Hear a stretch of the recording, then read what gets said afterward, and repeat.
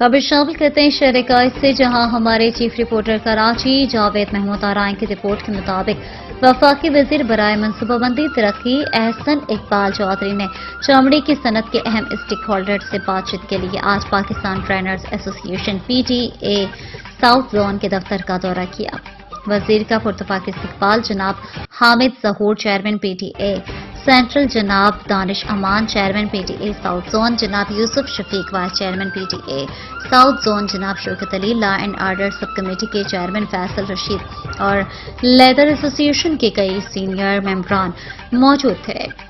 वफाकी वजीर का ये दौरा चमड़े की सनत के नुमाइंदों से बराह रास्त रवाबते को बहाल करने और पाकिस्तान के अहम इक्तिसादी शोबों को दरपेश चैलेंजेस से निपटने के लिए जारी कोशिशों का एक हिस्सा था। चमड़े की सनत जो पाकिस्तान की बरामदात में एक अहम शराकतदार है, इसको तवील अरसे से मुल्की मईशत का संग बुनियाद समझा जाता है, जिससे 1000 अफराद को रोजगार मिलता है और खातिर ख्वाह ज़र मुबादला कमाया जाता है। मुलाकात के दौरान अहम उमूर पर तबादला ख्याल किया गया। बरामदात को बढ़ाना, स्टेक होल्डर्स ने बरामदात में इजाफे की हौसला अफजाई करने वाली पॉलिसियों को नाफिज करने की अहमियत पर जोर दिया। उन्होंने पाकिस्तान की चमड़े की सनत की बैनुल-अक़वामी मंडियों में मुकाबला करने की सलाहियत को उजागर किया।